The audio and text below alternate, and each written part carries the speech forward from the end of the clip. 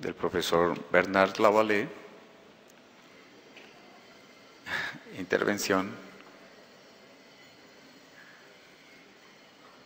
que será leída, ¿cierto?, por el profesor George Lamennais. El profesor George Lamennais pues ya lo conoce.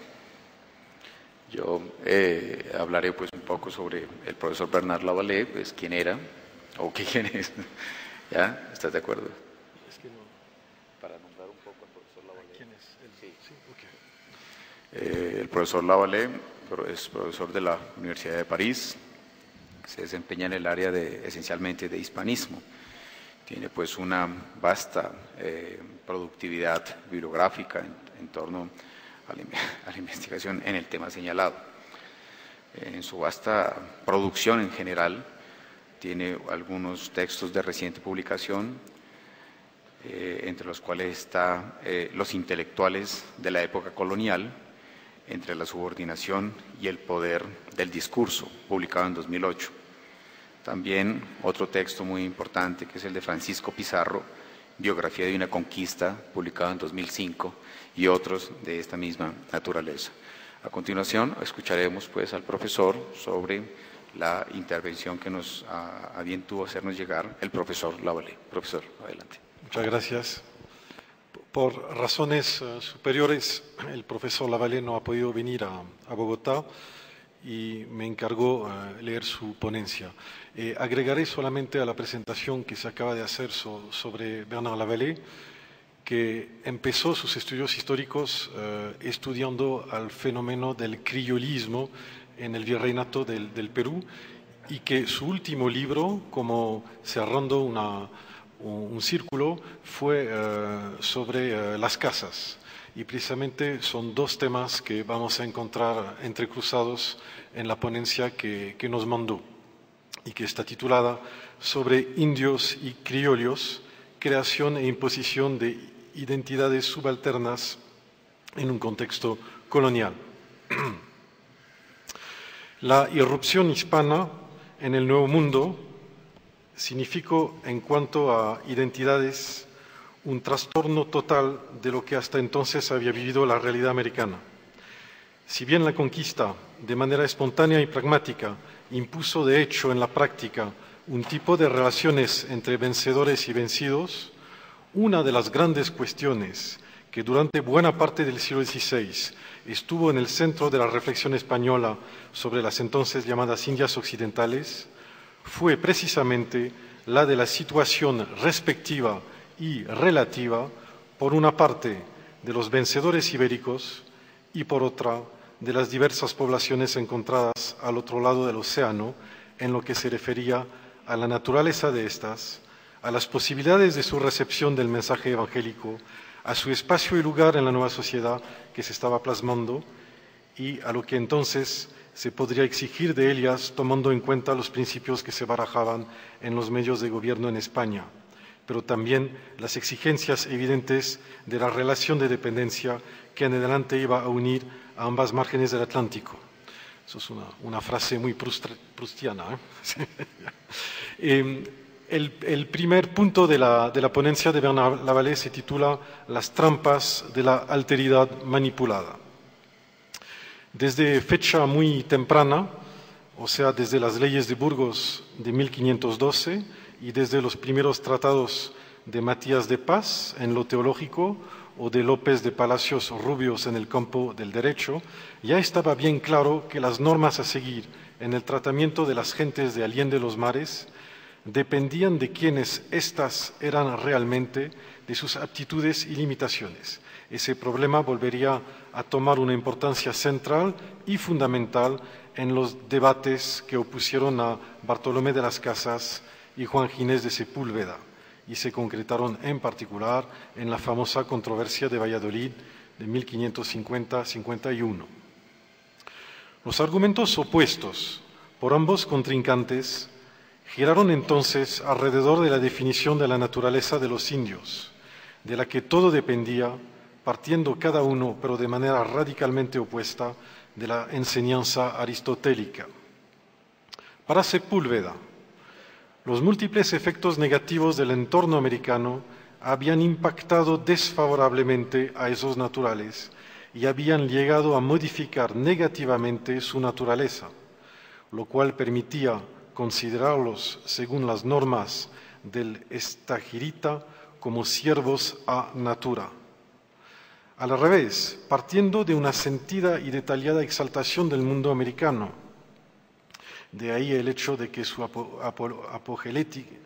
apologética historia de las Indias empiece por 32 capítulos dedicados a presentar el entorno americano, Las Casas exponía que los indios eran en todo comparables con los europeos, lo cual implicaba que se les debía tratar en principio con una absoluta igualdad, eso sí adaptada en un primer tiempo a la realidad del momento.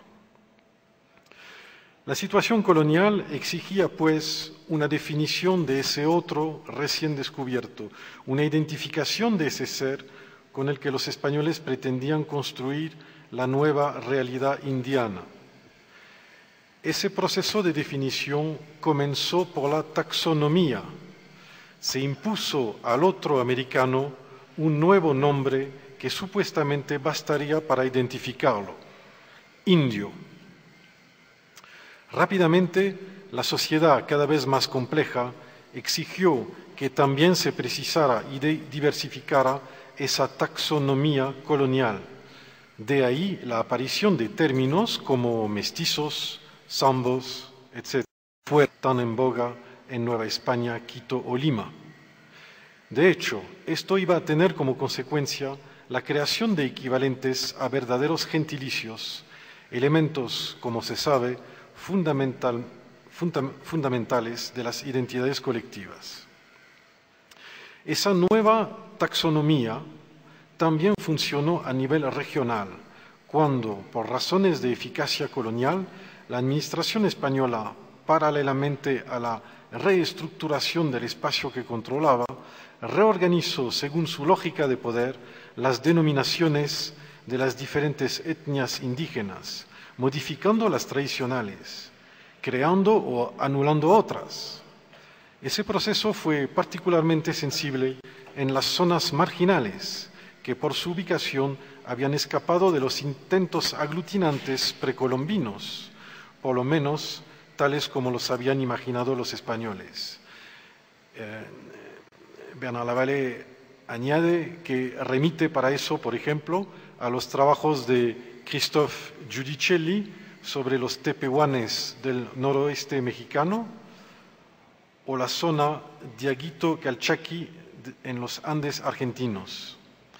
Al mismo proceso, aunque de manera diferente, pertenece la creación temprana en los Andes de la categoría de indios forasteros, para aquellos que por su movilidad trataban por una u otra razón de escapar de su encasillamiento étnico-espacial original. De manera evidente, esos gentilicios, totalmente ajenos a la tradición indígena y que los vencedores impusieron a aquellos a quienes designaban, suponían una referencia inmediata a la situación colonial de la que emanaban y toda una serie de connotaciones. Estas eran todas negativas. En efecto, desde el inicio, en la práctica colonial cotidiana, se habían justificado las diferencias entre españoles e indios por un conjunto de influencias negativas que éstos padecían desde hacía siglos, según proclamaba la antigua teoría del determinismo climático: exceso de calor, humedad o sequía, escasa calidad de las comidas locales, influencia nefasta de los astros, etc. Lo notable era que en América, según los españoles, todos los efectos de esa realidad ambiental se manifestaban tanto en los hombres como en los demás seres vivos, por una pérdida. Las barbas, por ejemplo, un afeamiento, el color de la piel, un debilitamiento, la baja estatura de los indios. La incipiente y en adelante tan bien asentada como desarrollada taxonomía colonial se basaba, pues, en un doble proceso de diferenciación y de desvalorización del otro americano, doble proceso más complejo y sutil conforme la sociedad se hizo también más complicada y matizada. Si bien el discurso colonial, exento de ingenuidad y benevolencia, creó así nuevas categorías, las prácticas actuaron en el mismo sentido, a la vez apoyándose en el discurso y justificándolo en una especie de círculo que de vicioso tenía bastante más que el nombre. En efecto, en una sociedad de antiguo régimen como la española de la época, la afirmación temprana y básica de la existencia en Indias de dos repúblicas, la de los españoles y la de los naturales, era la consagración de la dicotomía del cuerpo social. En un trabajo reciente, Miguel Ángel González de San Segundo muestra bien la novedad legislativa y hasta de filosofía política que suponía esa creación del concepto de República de Indios, que solo pudo aparecer gracias a una especie de contorsión nocional. La República de Indios era pues definida en su identidad propia, fundada en el reconocimiento de la preexistencia de las comunidades indígenas, de las que se conservaba no pocos rasgos, pero también en todo lo que las separaba de la otra república, la de los españoles, en fin, y sobre todo en función de su supeditación a esta, pues una de las normas directrices de la concepción de las dos repúblicas era la protección impuesta a la de los naturales, concepto que revela bien la naturaleza subalterna que se reconocía a esta y de hecho se le imponía en todo. El conjunto normativo y legislativo con que esa perspectiva se puso en obra en las primeras décadas de la presencia española definió, ya no en el discurso, sino en los hechos de la práctica, una identidad india supuestamente propia, pero que en realidad se fundaba en las diferencias, las más de ellas radicales, marcadas con los vencedores. Se delimitó al indígena en una red de espacios que le eran supuestamente propios y prohibidos para los blancos y mestizos. Los pueblos rurales indígenas remodelados con una profundidad variable por la nueva legislación, despoblaciones, refundaciones de pueblos. Y toma, por ejemplo, las reducciones toledanas en el Perú, el Aylú andino, en Nueva España el Atlepetl, Nahua o el Caj yucatesco. Pero también barrios reservados en las capitales, por ejemplo, el Cercado de Lima. Se fijaron también reglas muy precisas para una apariencia física determinada del indio, como vestidos específicos y hasta corte particular del cabello. Recuérdese al respecto la precisión puntillosa de las pragmáticas suntuarias y la serie de detalles cuidadosamente graduados según el lugar de cada uno en el escalafón étnico-social que propone Huamán Poma de Ayala en su nueva crónica y buen gobierno. Se precisaron prohibiciones, derechos en general limitados, obligaciones normalmente exigentes, sitios y papeles bien precisados en las celebraciones religiosas y laicas, que definían al indígena como participante, eso sí, pero de posición y rango subalternos en la sociedad. Es lo que se desprende, por ejemplo, de manera nítida en los Andes de las famosas ordenanzas del virrey Toledo en la década de los años 1570 y de la reforma programática de la que se inspiró en el gobierno del Perú de Juan de Matienzo. En un terreno diferente, se puede hablar también del enorme trabajo, a veces calificado de manera algo anacrónica, como antropológico, en particular de los religiosos, que en sus obras trataron de entender al indio, su lengua, su modo de vida, su pasado y sus creencias, para llegar a una evangelización más real y profunda. Si bien de los primeros franciscanos novohispanos del siglo XVI, Sahagún, Motolinia, a los misioneros jesuitas